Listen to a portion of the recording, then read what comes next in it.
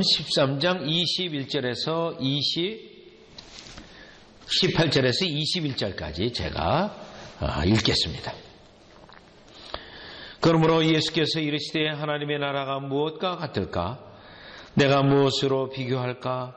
마치 사람이 자기 채소밭에 갖다 심은 겨자씨 하나 같으니 자라나무가 되어 공중의 새들이 그 가지에 깃들었느니라.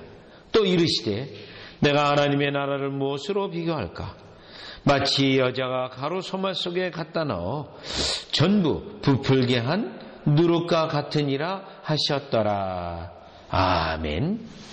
자, 오늘 본문의 말씀은 예수님의 비유의 말씀이 두 개가 있는 말씀입니다. 그런데 예수님의 말씀은 항상 하나님 나라는 무엇과 같을까 하고 비유의 말씀을 주셨는데, 이 하나님의 나라는 예수님이 통치하시는 나라로 나라의 완성을 위해서 지금 현재 진행되고 있는 하나님의 나라입니다. 또 이 하나님의 나라는 하나님의 백성을 일으키는 나라요, 예수님이 통치하시는 나라로 완성이 되게 되면 예수님이 다시 오십니다. 그래서 그 하나님 나라를, 그의 백성을 성부 하나님께 바쳐드리는 것이고 이 하나님 나라라고 하는 그 나라의 개념입니다. 따라서 이 하나님의 나라라고 말할 때 이 하나님 나라는 하나님의 참된 구원 백성을 가리킵니다. 그렇다면 오늘 비유의 말씀을 하나님 나라, 완성을 향해 나아가고 있는 예수님의 나라로 해석하고, 또 이 하나님의 나라는 지금 현재 이 땅에 있는 실현되고 있는 나라이기 때문에 저와 우리를 가리키는 하나님의 백성을 의미하게 되어 있습니다. 자, 그러면 이 본문의 말씀을 가지고 하나님의 나라, 결국 우리가 하나님의 나라의 백성으로서 하나님이 우리에게 은혜를 베푸시는데, 그 하나님이 구원의 은혜를 베푸실 때 그 구원의 은혜의 백성의 특징이 어떻게 나타나고, 또 이 하나님의 나라는 일단은 우리가 눈에 보이는 교회를 통해서 진행되고 있기 때문에, 교회는 또 하나님 나라가 진전되고 있는 도구가 되는데 어떠한 교회의 모습으로 나타나고 있는지 또 증거될 수 있습니다. 또 이 하나님의 나라는 우리의 교회에 역사할 뿐만 아니라 여러분들이 사회생활을 하고 직장생활을 할 때 그 속에는 나뿐만 아니라 다른 구원의 백성도 있습니다. 그러면 그러한 경우 구원의 백성이 어떻게 그 속해져 있는 사회 속에 나타나고 있는지를 나타나고 있기 때문에 이 본문을 통해서 하나님의 은혜의 특징들이 어떻게 나타나는가, 그거의 관점을 통해서 이 본문을 살펴보면 오늘 우리 가정에서, 또 우리 교회에서, 또 내가 속해 있는 단체나 사회 속에서 하나님 나라가 어떻게 진전이 되어지고 그 속에 우리는 어떻게 은혜를 받는가를 깨닫게 되면 이 본문이 의미하는 바가 깨닫는 것이라고 할 수가 있습니다.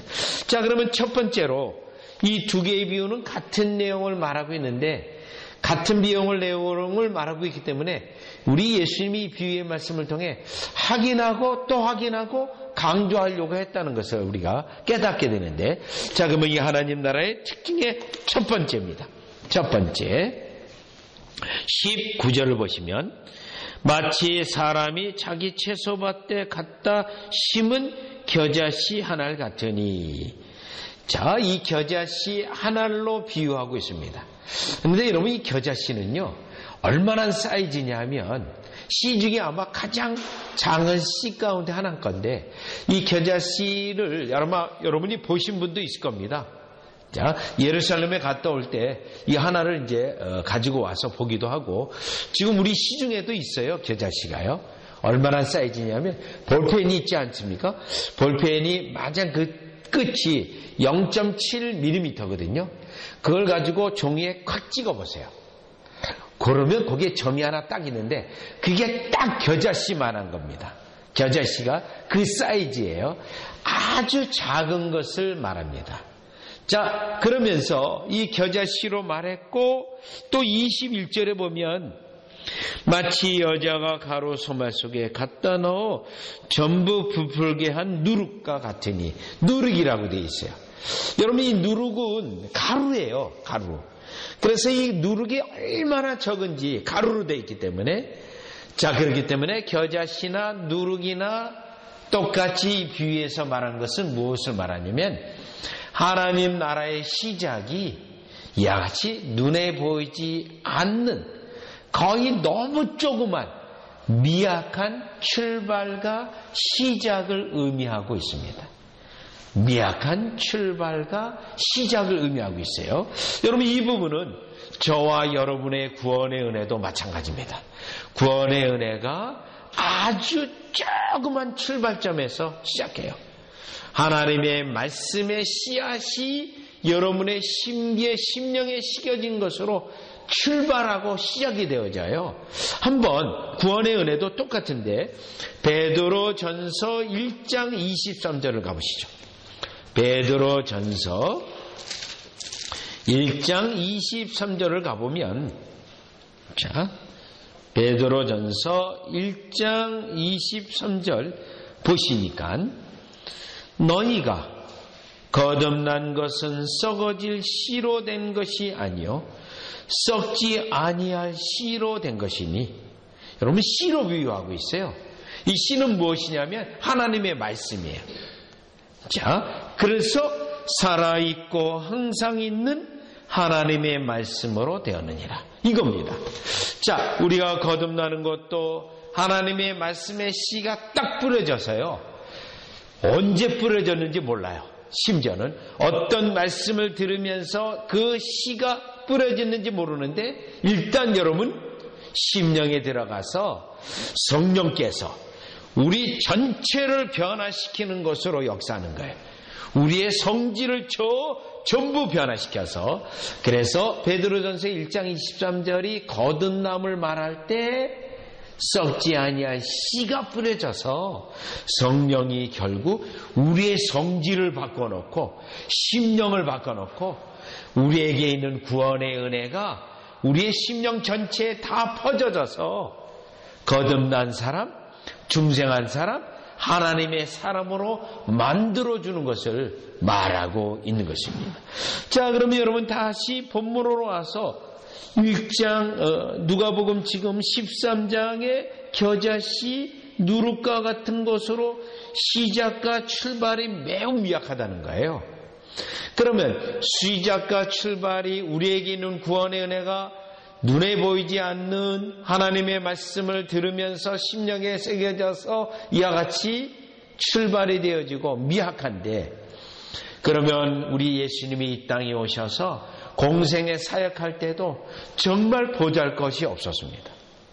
더욱 우리 예수님은요, 예루살렘에서 공생의 시작을 하면서 많은 사람들에게, 큰 도시 사람들에게 말씀을 증거하고 유명한 사람들에게 말씀을 증거해서 그들이 무너져서 하나님 나라가 시작된 게 아닙니다. 예수님은 갈릴리 저 촌에 있는 그런 곳에서 시작을 했고 정말 보잘것없는 시작으로 했습니다. 더군다나 예수님이 이 땅에 오셨을 때 베들레헴에 이와 같이 마구간에서 태어나신 출발 자체도 미약하고 또 모습도 매우 사람들이 높이 존경할 만한 것이 아닙니다. 예수님의 공생에는 이와 같이 사람들이 놀랄 만하게 화려하고 도시적이고 또 강력한 능력으로 나타나서 사람들로 마치 로마 정권을 다 부숴버리고 사람들에게 큰 인기로 얻으면서 시작한 것이 아니라 갈릴리에서 아주 보잘것없는 출발로 시작했다는 거예요. 출발이요. 자, 그러면 왜 예수님은 겨자씨 하나가 같이 누룩 한 덩이와 같이 왜 이렇게 시작을 하셨는가? 이유가 있습니다. 우리 주님의 이 시작은 교만한 자를 아웃시키는, 교만한 자를 배제시키기 위해서 이와 같이 하신 겁니다. 이와 같이요. 그래서 예수님이 부활하시고 승천하셨음에도 불구하고 여러분 교회의 출발과 시작도 그랬어요. 교회의 출발과 시작도. 여러분 사도행전 2장을 한번 가보세요. 사도행전 2장 7절로 가보시면, 사도행전 2장 7절이요. 자, 사도행전 2장 7절을 보면 지금 12 사도들이 이제 베드로가 오순절날에 하나님의 말씀을 증거하면서 하나님 나라가 출발하는 겁니다. 사실 이 점이요. 성령을 부어주심으로 하나님 나라가 배가 출발하듯이 출발하는 거거든요. 자, 이 출발이 보시면 누구에 의해, 어떤 사람에 의하여 출발하냐면 2장 7절이에요. 다 놀라 신기하게 여겨 이르되 보라, 이 사람들이, 이 말하는 사람들이 다 갈릴리 사람이 아니냐? 갈릴리 사람이라는. 아니, 이 사람들 촌사람들 아니야? 이 표현이에요. 그들이 여기 예루살렘에서 모여서 지금 성령이 부어주심으로 이와 같이 역사하고 있거든요. 그러면 사도행전 4장 13절로 가보세요. 사도행전 4장 13절로 가면 그들이 베드로와 요한이 담대하게 말함을 보고 그들을 본래 학문이 없는 범인으로 알았다가, 이 사람들 학교도 다니지 않냐고 뭐 배운 것도 없는 정말 시골 사람들, 어비였던 아무 볼 것이 없는 그들. 그런데요, 이들을 범인으로 알았다가 이상히 여기며 또 전에 예수와 함께 있던 줄로 알고. 자, 그런데 어떻습니까? 하나님의 나라가 출발할 때 이들에게 강력한 성령의 역사로 하나님의 말씀을 그들의 입술에 두어서 하나님 나라가 출발하게 된 거예요. 자, 이것은 무엇을 말하냐면 교만한 자, 많이 배우고 탁월하고 유명하고 그런 것들로, 그러한 사람들로 하나님 나라가 말씀이 설교되어진 것이 아니라 보잘것없고 미약하고 비천한 그들로 하나님의 말씀을 증거하게 함으로 하나님 나라가 출발하게 되었다는 겁니다. 자, 이 부분은 누가복음 다시 13장 19절 21절에 있는 것처럼 하나님의 나라 출발은 화려하고 사람들에게 인기가 있고 크고 또 사람들의 힘을 나타내는 그런 것으로 나타나는 것이 아니라 미약하고 보잘것없는 출발로 시작된다는 것을 우리에게 지금 증거하고 있다라는 것입니다. 따라서 왜 주님이 이렇게 하셨냐면 크고 화려하고 좋은 것, 그런 것들로 추구하는 교만한 자들은 교회에 들어오지 못하게 하시고, 그러한 자들은 하나님 나라의 원리에서 배제되어져서 그러한 자들을 아웃시키고, 겸손하고 이와 같이 미약한 자들이 하나님의 능력으로, 하나님의 능력의 말씀으로 원리를 아는 자들이 교회에 들어오게 하고 구원의 은혜를 깨닫게 하고 그들을 통하여 하나님 나라의 위대한 나라의 출발은 이러한 자들을 하나님이 사용하신다는 것을 우리가 첫 번째 이 누룩과 또 그 앞에 있는 겨자씨 비유에서 우리가 깨달아 볼 수 있는 것입니다. 그러면서 여기에 깨달을 수 있는 것은 우리는 이 땅에 살아갈 때 하나님의 역사가 언제든지 미천하고 조그만 것에서 시작되기 때문에 세상의 관점으로 판단해서는 안 된다는 겁니다. 하나님은 미약하고 아무것도 안 것에서 출발하기 때문에 겸손하게 하나님의 역사를 우리가 깨닫고 그 역사의 도구가 되기 위해서는 겸손해야 된다는 것을 우리가 첫 번째 깨달아 볼 수 있습니다. 또 교회도 마찬가지예요. 교회도 무엇을 한다고 화려하게 광고 내고 요란하게 하고 그것은 하나님이 하시는 방식이 아닙니다. 교회는 잠잠히 조용히 그 일이 진행되어야 된다는 것입니다. 자, 그것을 우리는 이 첫 번째 누룩과 겨자씨 비유에서 깨달아 볼 수 있는 것입니다. 자, 그러면 이번엔 둘째로 깨달을 수 있는 것은 자, 19절로 가보겠어요. 19절에 가보시면 겨자씨 한 알 같으니 자라나, 요거예요. 여러분, 겨자씨 두 알도 아니에요. 한 알이에요, 한 알. 그런데 이 겨자씨 한 알이 자란다는 거예요, 자라가. 물론 이 자라서 나무가 되어요. 그 다음에 21절에 보면 여자가 가루 소말 속에 갖다 넣어 전부 부풀게 한 누룩이에요. 자, 여기서 두 번째 깨달을 수 있는 것은 성장입니다. 성장. 요 한 알인데 자란다는 거예요. 요 한 알인데 죽지가 않아요. 하나님의 나라는 은혜의 씨앗은 죽지 않습니다. 말소되거나 소멸되지 않아요. 여러분에게 있는 구원의 은혜는 소멸되지 않습니다. 점점 자라서 증가되게 돼 있어요. 지금 이 누룩이 증가되어져서 부풀게 돼 있어요. 효과가 나타나게 돼 있어요. 그런데 이 겨자씨 한 알이 자라는 것과 누룩이 큰 덩어리를 마르는 이 과정에서 특징이 있습니다. 씨가 자라는 것에 있어 조용하다는 거예요. 은밀히 자란다는 거예요. 자, 하나님의 역사는 성장케 하시고 자라는 역사에 은밀하게 이와 같이 자라고 성장시킨다라는 겁니다. 자, 그렇기 때문에 그런데 이 성장의 효과가 결국에는 눈에 크게 드러난다는 거예요. 은밀하다는 거예요.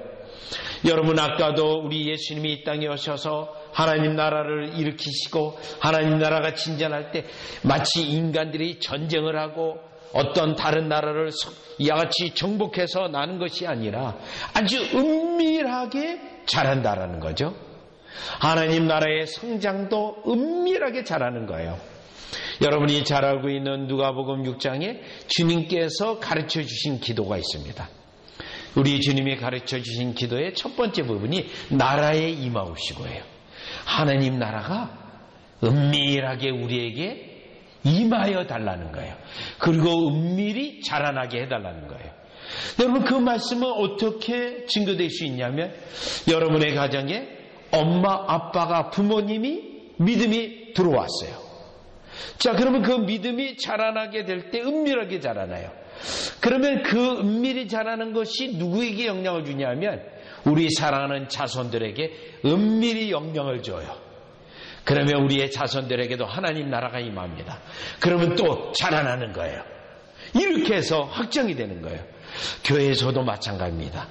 믿음이 없었는데 교회 생활하는 가운데 씨가 뿌려지고 자라나게 되어지고 우리의 자손들이 믿음에 자라나듯이 교회도 그렇게 해서 자라나는 겁니다. 교회도요. 자, 그러면서 이 은혜의 성장, 믿음의 성장, 교회에 하나님의 백성이 일어나는 거, 이것도 누룩과 같이 겨자씨와 같이 정말 아무것도 아닌 시작이었지만 그 가운데 하나님의 백성이 또 일어나고 일어나는 건데 이때 성령님이 하시는가 아닌가, 인간이 하는가 차이점이 있어요. 인간이 하는 건 광고를 하고 시끄럽습니다. 성령님이 하시는 건요, 조용히 심령 속에 일어서 가기 때문에요, 아주 은밀하지만 효과가 있다는 거예요. 여기서 여러분 우리가 깨달을 수 있는 건 여러분의 신앙생활이 막 광고를 한다거나 많은 자랑을 하는 거, 그게 아니라 하나님이 역사하시면 결국 그 증거는 나타나게 돼 있다. 이때 진짜 성령이 하시는 건 은밀히 역사한다는 거죠. 때때로는 저보고 어떤 사람이 말합니다. 교회를 성장시키려면 광고를 하고 그냥 사람에게 알리고 그렇게 이제 말하는 사람이 있어요. 특별히 목사님은 어느 정도 알려져 있는 사람이지 않습니까? 광고를 하세요, 광고. 그러면 사람들이 많이 올 것입니다. 그렇게 말하는 사람들이 많이 있습니다. 그런데 하나님의 나라가, 교회가 그렇게 성장되는 게 아닙니다. 네. 자, 여기에 대해서 우리가 열왕기상 6장 7절로 한번 가보세요. 열왕기상 6장 7절. 자, 지금 솔로몬이 성전을 짓고 있는 그 본문들이에요. 열왕기상 6장 7절. 열왕기상 6장 7절로 보시면, 자, 열왕기상 6장 7절로 보니까요, 이 성전은 건축할 때에 돌을 그 뜨는 곳에서 다듬고 가져다가 돌을 뜬 자리에서 다듬어야 돼요. 그 뜬 돌을 가지고 성전에 와서, 성전 짓는 현장에 와서 다듬는 게 아니에요. 여러분요? 여러분, 성전에 짓는 곳에 와서 다듬으면 더 정확하잖아요. 자, 그런데 그렇게 못하게 했어요. 건축하였으므로 이유가 있어요. 건축하였으므로 건축하는 동안에 성전 속에서는 방망이나 도끼나 모든 철 연장 소리가 들리지 아니하였습니다. 이유가 있었어요. 목적이 있어요. 성전을 건축하는데 시끄럽게 하지 말라는 거예요. 시끄럽게 하지 말라. 네? 이 원리는 하나님의 나라가 진전할 때 시끄러운 거는 인간입니다. 하나님의 진정한 교회가 구원이 일어나고 하나님의 영광이 나타나는 그 교회는 성령의 역사로 잔잔한 교회예요. 잔잔하면서 누룩이 큰 덩어리를 만들시, 이와 같이 겨자씨 하나가 큰 나무가 되듯이 하는 거예요. 하나님의 역사가 그러면서 성장한다는 거예요. 그러면서 성장하는 건데, 자, 그렇기 때문에 우리에게 성령이 역사하는 거는 우리가 요란하지 아니하고 시끄럽지 아니에요. 인간이 하는 역사는 시끄럽고 소란스럽습니다. 네? 뭐 한다고 뭐 난리가 안 해요. 여기서 우리는 성령의 역사를 하나님의 나라의 진전에 있어서 잔잔히 주의 백성들이 성령의 역사에 의하여 시끄럽지 아니하고 잘하는 것 같지 않은데 우리 심령 속에 자라나고, 은혜가 없는 것 같은데 은혜가 있이 자라난다는 거예요. 여러분, 따라서 우리가 하나님의 은혜에 대하여 때때로 시끄럽지, 이와 같이 뭐 요란하지 않는다고 자라나지 않는 게 아니에요. 우리의 주님의 역사하심에 따라서 야지 잘할 것을 분명히 깨닫는 거예요. 잘할 것이요. 그리고 효과가 나타날 것입니다. 효과가요. 그래서 저는 최근에 우리 사랑하는 아들 중에 하나가, 다 아들들이지 않습니까? 같이 예배를 사모하고 성경 공부를 사모해서 들어왔더라고요. 그래서 하나님께서 정말 역사하고 심령 속에 이와 같이 눈에 보이는 것 같지는 않지만 자라나고 있구나. 너무너무 감사했습니다. 여러분, 여기에 성경 구절을 하나 더 살펴보면요, 사도행전 여러분 1장을 가보세요. 사도행전 1장. 여러분, 누가복음하고 사도행전은 같이 가지 않습니까? 사도행전 1장을 가보시면, 사도행전 1장 가보시죠. 사도행전 1장 8절이에요. 우리 주님이 하시는 역사가 잔잔히 가면서 어느새 이와 같이 역사하는 성질을 보여줘요. 1장 8절입니다. 오직 성령이 너에게 임하시면 너희가 권능을 받고 예루살렘과 유다와 사마리아와 땅끝까지 이르러 내 증인이 되리라 하시니라. 이 말을 했어요. 그러면 9장 31절 가보세요. 9장 31절. 사도행전 9장 31절. 자, 9장 31절에 가보니까, 그리하여 온 유다와 갈릴리와 사마리아 교회가 평안하여 든든히 서가고 주를 경외함과 성령의 위로로 진행하여 수가 더 많아지더라. 여러분, 어떻게 돼요? 1장에서 8장까지 갈 때, 9장까지 갈 때 큰 사건이나 요란한 사건들이 있었습니까? 그냥 하나하나 잔잔히 갔어요. 그런데 어떻게 됐어요? 벌써 이렇게 진행된 거예요. 진행됐어요. 자, 그러면서 사도행전의 결론이 28장이 있어요. 28장 30절 31절이에요. 30절 31절에 보면, 바울이 온 이태를 자기 셋집에 머물면서 자기에게 오는 사람을 다 영접하고 하나님의 나라를 전파하며 주 예수 그리스도에 관한 모든 것을 담대하게 거침없이 가르치더라. 어떻게 됐어요? 땅끝까지 벌써 이와 같이 로마에서까지 역사를 하고 있음을 우리가 깨닫게 되는 겁니다. 하나님 나라의 진전이 눈에 보이는 것처럼 콱콱 일어나지 않는데 이건 뭐예요? 은밀히 다 사람들의 심령 속에 들어가고 그들이 자라나고 그러면서 어느새 보니 나무가 되어지고 어느새 보니 큰 부풀어진 덩어리가 되었다라는 것입니다. 자, 이 말씀은 여러분에게 심겨진 하나님의 나라 거룩한 생명의 씨앗이 여러분에게 큰 변화가 지금 없다 한다 할지라도 나는 왜 이렇게 갑자기 꽉꽉 변화되어 가지고 큰 역사를 이루지 못할까? 그렇지 않는다 할지라도 하나님의 역사는 이미 여러분 심령 속에 있고 여러분 심령 속에 조금씩 은밀히 변화되어지면서 결국 놀라운 큰 나무와 같이 큰 덩어리와 같이 될 줄 믿습니다.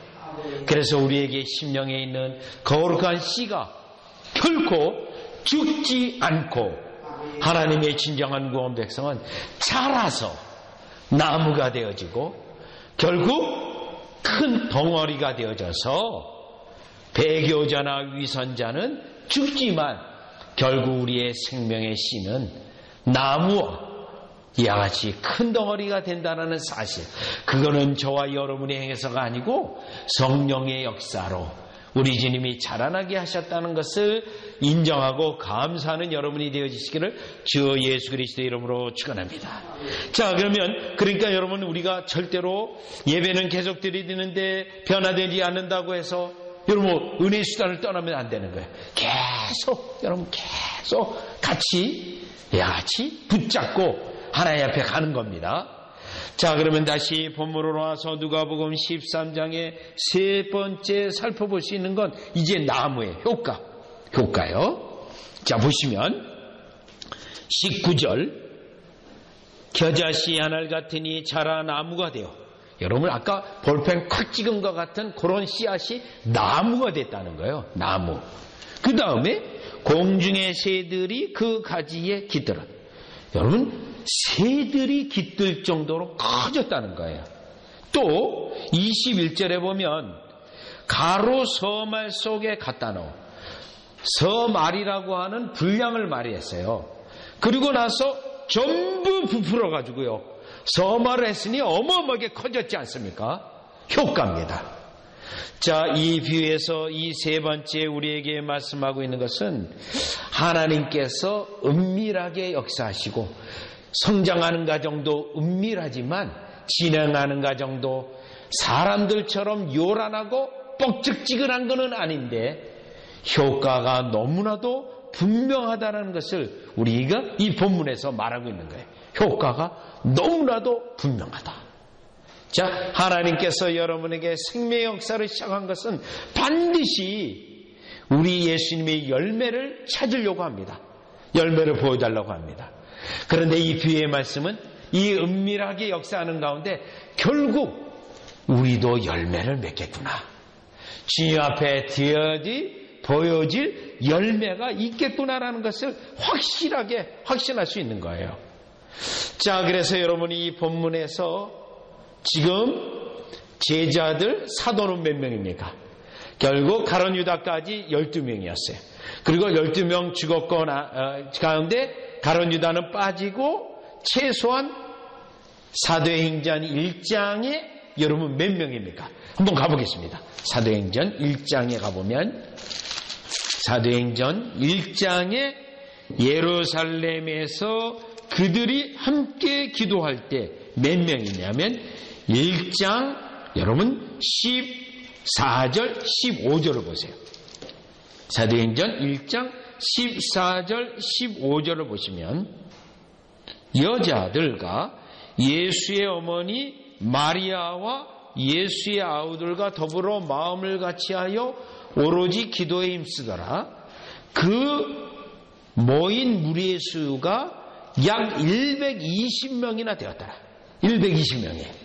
여러분, 이와 같이 눈에 보이지 않는 것 같았는데 확 늘어났어요.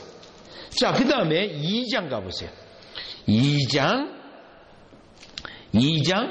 46절 47절을 보면, 날마다 마음을 같이하여 성전에 모이기를 힘쓰고 집에서 떡을 떼며 기쁨과 순전한 마음으로 음식을 먹고 하나님을 찬미하며 또 온 백성에게 칭송을 받으니 주께서 구원받는 사람을 날마다 더한다는 거예요. 그러면서 한 군데 더 가보겠습니다. 고린도전서 15장을 가보세요. 고린도전서 15장을 가보시면, 자, 이게 보이지 않는 것 같은데 점점 보이면서, 15장 6절에 보시면, 15장 6절에 보면, 그 후에 500여 형제에게 요구해요. 하나님의 역사는 이와 같이 눈에 보이지 않는 것 같은데, 이와 같이 나중에 결과와 효과가 눈에 똑똑히 보인다는 거예요. 눈에 똑똑이요. 그래서 결국 구원 백성은 그 효과가 분명히 나타나서, 저 사람은 정말 하나님의 구원 백성이구나. 그런데요, 저 사람은 하나님의 은혜가 정말 분명하고 뚜렷이 드러난다. 이 결과가 나타나게 되어 있다는 거예요. 그래서 오늘 이 비유의 말씀 2개의 결과에 우리에 알려주는 것은, 하나님의 역사가 잔잔하게 진행되어지지만 결국 확실한 효과, 확실한 열매가 우리에게 있다라는 겁니다. 여러분에게도 확실한 열매가 분명히 있다라는 것입니다. 그런데 결국 열매를 통해서 우리가 무엇을 알게 되냐면, 살아서 열매를 맺기 때문에 진짜와 가짜를 결국에는 최종적으로 알 수 있다는 거예요. 왜요? 가짜들은 이 열매가 없기 때문에, 그들이 진짜 속에서 항상 있다 할지라도 가짜는 열매가 없기 때문에, 그들이 결국은 진짜가 아니었고 가짜라는 것인데, 여러분이 이 하나님께서 결국은 진짜는 열매가 맺게 되고 가짜는 열매를 맺지 않는데, 진짜는 그 수가 아무것도 아닌 것 같지만 결국 효과가 나타나는 것인데, 이때 하나님은 어떤 내용이 있냐면, 스가랴서 8장을 다 같이 가봅니다. 스가랴서 8장. 진짜를 통해서 열매를 맺게 하시고 진짜를 통해서 확실한 축복을 주시는데 효과가 나타나게 되는데, 스가랴서 8장이에요. 스가랴서 8장을 가보시면, 스가랴서 8장 20절에서 23절인데요. 23절로 가보겠습니다. 23절이요. 스가랴서 8장 23절로 가보시면, 만군의 여호와가 이와 같이 말하노라. 그날에는 말이 다른 이방 백성 10명이 유다 사람 하나의 옷자락을 잡을까. 요거예요. 하나님은 아주 미약한 유다 사람 하나를 만들어 놨어요. 자, 그러니까 어떻게 돼요? 그 다음에 하나님이 10명을 그 사람에게 붙여줘요. 10명을. 그러니까 하나님의 은밀한 축복과 은밀한 성장이에요. 그러면 10명을 붙여주면 그 다음에는 어떻게 됩니까? 여러분, 지금 8장 22절 보세요. 8장 22절. 21절 22절을 보면, 이 성읍 주민이 저 성읍에 가서 이르기를, 우리가 속히 가서 만군의 여호와를 찾고 여호와께 은혜를 구하자 하면 나도 가겠노라 하겠으며, 많은 백성과 강대한 나라들이 예루살렘으로 와서 만군의 여호와를 찾고 여호와께 은혜를 구하리라. 여기 보면 많은 백성과 강대한 나라들이라고 되어 있어요. 결국에는 마지막에 최종적인 효과는 엄청난 효과를 가져다 준다는 거예요. 그런데 이와 같이 하나님께서 축복할 때 결국 누구를 축복합니까? 겨자씨 하나가 같은 진짜 하나예요. 하나님의 진짜 정결하게 된 축복의 사람인데, 그 사람을 스가랴서 13장 9절 가보세요. 스가랴서 13장 9절. 여러분 이와 같이 무화과 나무 이 겨자씨 하나가 나무처럼 이 겨자씨 큰 나무처럼 만드는 건 진짜만 그렇게 하는 거예요. 보시죠. 스가랴서 13장 9절. 13장 9절에 보면 내가 그 3분의 1을 불 가운데 던져 은같이 연단하여 금같이 시험할 것이라. 그들이 내 이름을 부르리니 내가 들을 것이며 나는 말하기를 이는 내 백성이라 할 것이요 그들은 말하기를 여호와는 내 하나님이시라. 그러면 요 연단한 사람 금과 같은 존재만 열매를 맺어요. 그럼 이 사람들은 얼마나 됩니까? 13장 8절 보세요. 그 앞에 여호와가 말하노라 이 온 땅에서 3분의 2는 멸망하고 3분의 1은 거기 남아. 3분의 1에만 해당돼요. 3분의 1은 연단하여 정결하게 된 사람이에요. 그 사람들만 겨자씨 하나가 나무를 맺듯이 가루 누룩 하나가 큰 덩이를 다 부풀듯이 그 복을 받는 거예요. 그 복을. 자, 그래서 오늘 이 비유의 말씀은 누가 하나님의 축복에 참여하는가? 누가 이 나무를 열매를 맺는 축복에 해당되어지는가?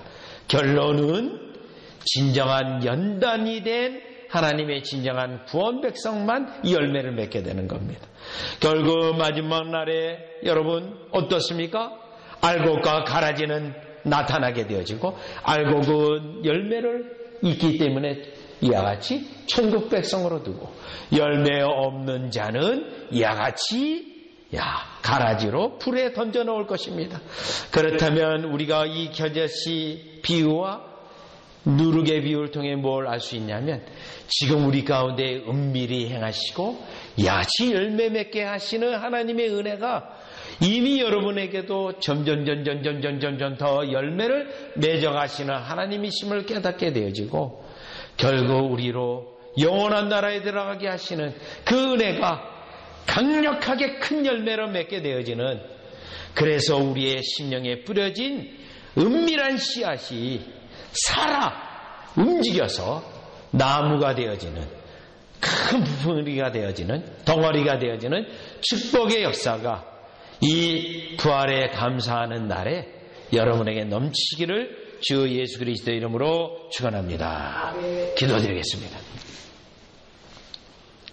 하나님 나라의 비유의 말씀은 사람들이 비천하게 보일지라도 그 시작이 미약할지라도 반드시 열매를 맺게 되어 있고 그 열매는 모든 사람들이 다 눈에 보이게 되어졌고 결국 확실하고 증거가 분명하다는 것인데, 그 과정이 하나님이 은밀히 역사하셔서 사람들이 볼 때는 미약하고 비천해 보이지만 결국에는 하나님의 역사이심을 증거하는 역사임을 깨닫게 됩니다. 교만한 자를 물리치시고 하나님의 진정한 구원 백성은 확실히 은혜의 백성이라는 증거를 나타내실 때 바로 우리가 거기에 있게 하여 주시옵소서. 예수님의 이름으로 기도리옵나이다. 아멘.